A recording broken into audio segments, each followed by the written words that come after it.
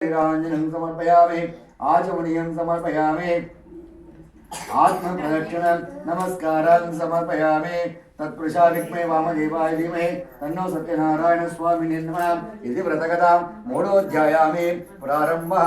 ఓ మునిశ్రేష్ఠులారా, మరి ఒక కథ చెప్పుచున్నాను, శ్రద్ధగా వినండి. పూర్వము ఉల్కాముకుండను రాజుగలడు.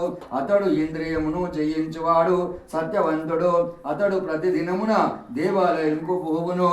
బ్రాహ్మణులకు విశేష ధనమిచ్చి సంతోష పెట్టుచుండెను.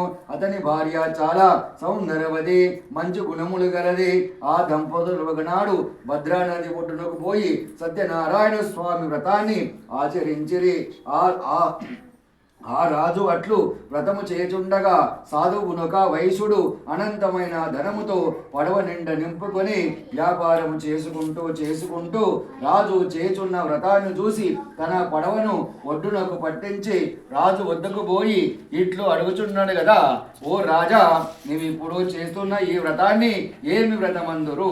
ఈ వ్రతాన్ని ఆచరించిన ఫలమేమి వచ్చును? దయతో విషయమంతయు సవిస్తరముగా తెలుపమని కోరిన వాడాయను. ఆ వైశ్యుడు అట్లు అడుగుతుంటే రాజు ఇట్లు చెబుతున్నాడు కదా, ఓ ఏ వైశ్యుడా, మాకు పుత్ర సంతానం లేదు నాయన.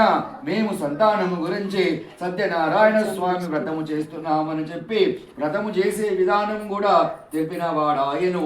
ఆ వైశ్యుడు రాజు చెప్పిన కథ మొత్తం విని తీర్థ ప్రసాదాన్ని స్వీకరించి భోజనము చేసుకొని తన నగరానికి చేరుకున్న వాడాయను.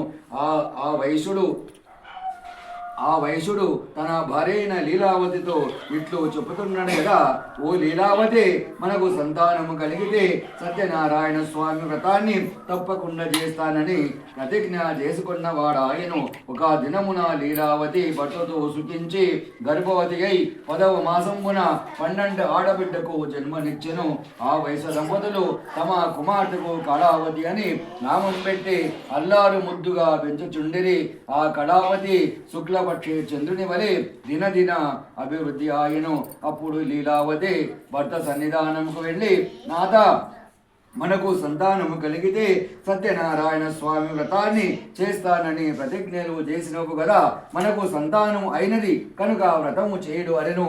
ఇప్పుడు ఎందుకు తొందర? అమ్మాయి పెళ్లి ముహూర్తమందే వ్రతము చేస్తే మంచిగుంటాదేమోనని ఆమెకు సమాధానము చెప్పి వ్యాపారము కొరకై పట్టణానికి బయలుదేరెను. అదే విధముగానే కళావతికి 16 సంవత్సరాలు నిండెను. ఒకనాడు ఒక దూతను పిలిచి, నాయన, నీవు వెళ్ళి మన అమ్మాయి కళావతికి తగిన వరుని తీసుకురమ్మను పంపెను. ఆ దూత తోడనే కంచనాపురము వెళ్ళి ఒక యోగ్యుడైన వైశ్య కుమారుని తీసుకొని వచ్చెను. ఆ వైశ్య కుమారునికి తమ కుమార్తె అయిన కళావతి ఇచ్చి మహావైభవంగా పెండి చేసిన వాడాయను. ఆ పెండి ఆనందములో నుండి వైశ్యుడు సత్యనారాయణ స్వామి వ్రత విషయమే పూర్తిగా మర్చిపోయినాడు. అందువలన సత్యనారాయణ స్వామికి ఆ వైశ్యునిపై కోపం వచ్చెను.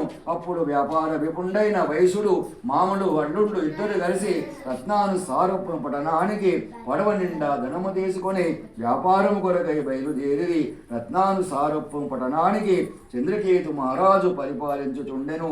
సాధువు తన వ్రతము చెయ్యకుండుచ చూసి సత్యనారాయణ స్వామి కుపించిన వాడై అతనికి శుభం పెట్టెను.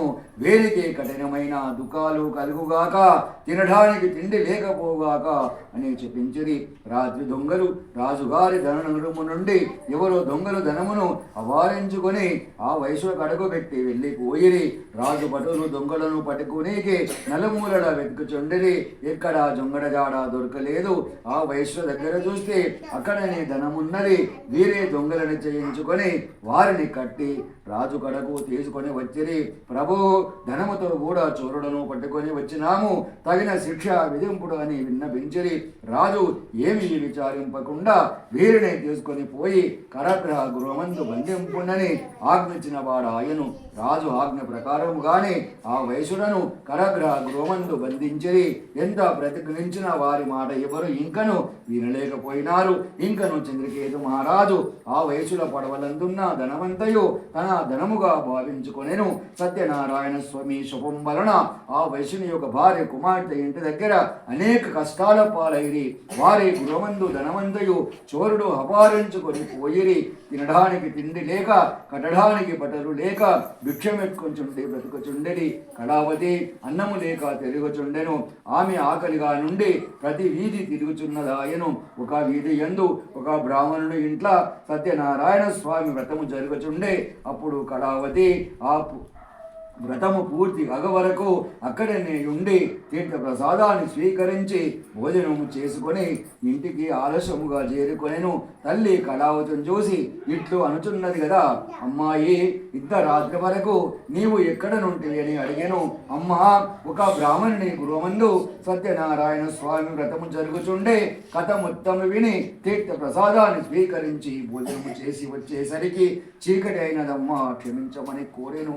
లీలావతి తన కూతురు మాటలు విని చాలా ఆనందించి తాను వ్రతము చేయవలనని తన మనసు లోపల సంకల్పించుకున్నదాయను.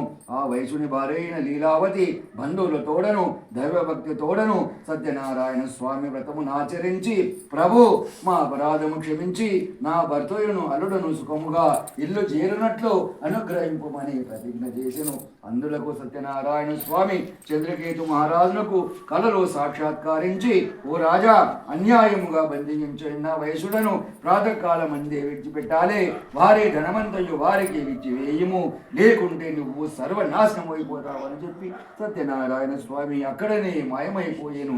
తర్వాత రాజు సూర్యోదయానికి ముందే సభకు వచ్చి మంత్రులందరినీ పిలిపించి రాత్రి తమకు వచ్చిన కలలాంటి నిజాన్ని వారితో చెప్పిరి. వారు వెళ్ళి భటులకు చెప్పిరి. భటులు వెళ్ళి ఆ వైశ్యులను చెరసాల నుండి రాజు కడకు తీసుకొని వచ్చిరి.